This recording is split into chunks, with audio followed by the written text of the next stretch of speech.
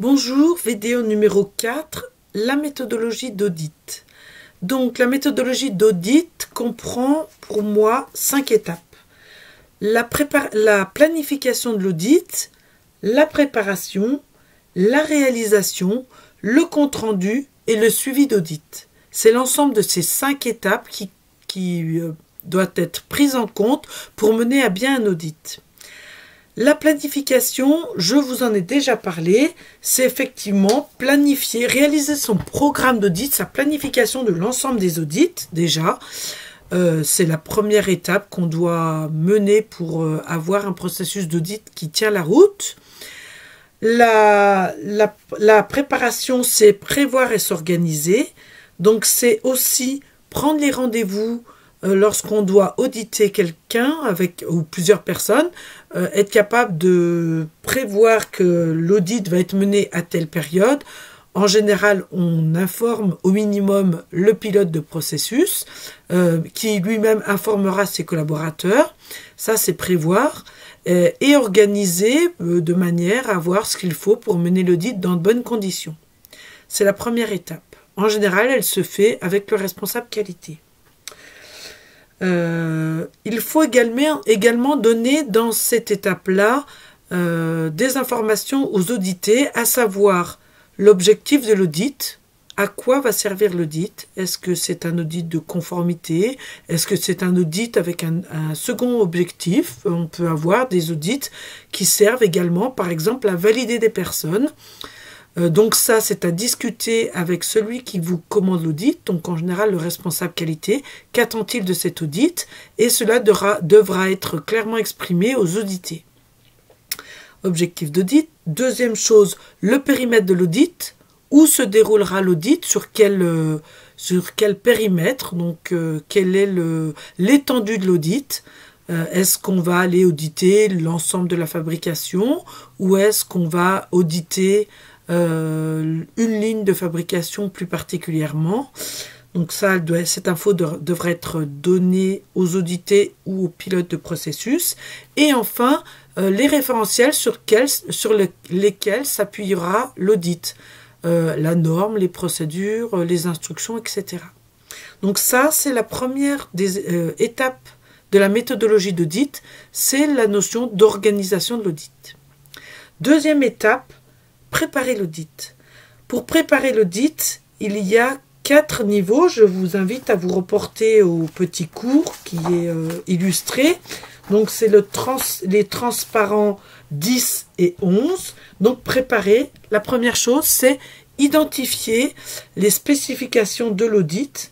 Est-ce que c'est un audit interne ou externe, le champ, le périmètre, donc ce qui aura été planifié par le responsable qualité. Donc c'est entre guillemets le moment où le responsable qualité vous passe sa commande d'audit. Donc l'idée, l'objectif recherché dans ce point, c'est de bien capter les attentes du commanditaire de l'audit. Deuxième chose, et ça comprend aussi le deuxième point, l'objectif de l'audit. Deuxième chose, c'est prendre connaissance des données de l'audit, l'objectif étant de bien comprendre l'activité que vous avez auditée. Soit effectivement, vous êtes dans l'entreprise et vous connaissez bien l'entreprise et ses activités. Cette étape-là sera relativement facile, mais je vous invite à la prudence. Il est toujours bon de relire les documents qui concernent l'activité pour être sûr d'avoir une bonne connaissance de l'activité qu'on audite. Si au contraire, vous ne connaissez pas du tout l'activité, cette étape sera l'occasion de bien décortiquer l'activité pour bien comprendre cette activité avant d'aller mener l'audit. Ça vous donne une bonne connaissance et surtout une bonne connaissance des réponses que vous souhaitez obtenir, ce qui ne sera pas toujours le cas. Donc si vous ne savez pas quelle réponse vous devez obtenir, il sera difficile pour vous de juger si la réponse obtenue est conforme à l'attendu. Donc cette étape est essentielle.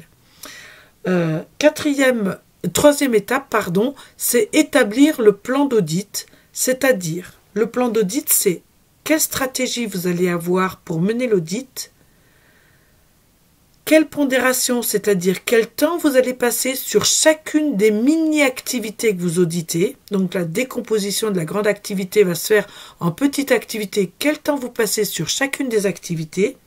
Et enfin, être sûr de bien balayer l'ensemble des activités que vous devez auditer. C'est l'exhaustivité.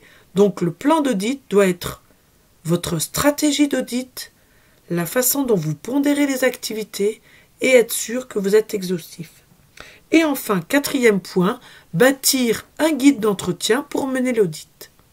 Donc le guide d'entretien sera un ensemble de questions que vous allez poser lors de l'audit, questions qui concernent à la fois des points où vous avez des doutes, mais aussi des points où il vous semble que la procédure est conforme. Il faudra bien alterner les deux types de questions. Et ce guide d'entretien sera organisé par rapport à votre plan d'audit pour poser les questions aux bonnes personnes. Donc le guide d'entretien suivra le plan d'audit. L'ensemble de ces activités de préparation est mené conjointement. Pour moi, la préparation doit être aussi longue, voire plus longue que le temps réel d'audit sur le terrain.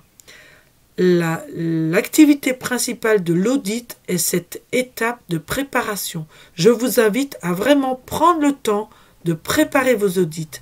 Un audit bien préparé permettra sur le terrain d'être efficace à la fois en termes de temps, mais également en termes de résultats obtenus sur l'audit. Plus vous préparez, plus vous serez à même de détecter les écarts et plus ça ira vite. Donc, s'il vous plaît, prenez le temps de préparer vos audits. Je sais que dans les entreprises, ce n'est pas toujours le cas. En général, on vous jette à faire un audit et on ne vous laisse pas le temps de le préparer. Mais si vous êtes maître du sujet, je vous invite à vraiment prendre le temps de préparer vos audits. Pour moi, c'est essentiel. Le temps passé, je le répète, le temps passé à préparer l'audit doit être quasiment plus long que la durée de l'audit terrain. Voilà pour ces étapes.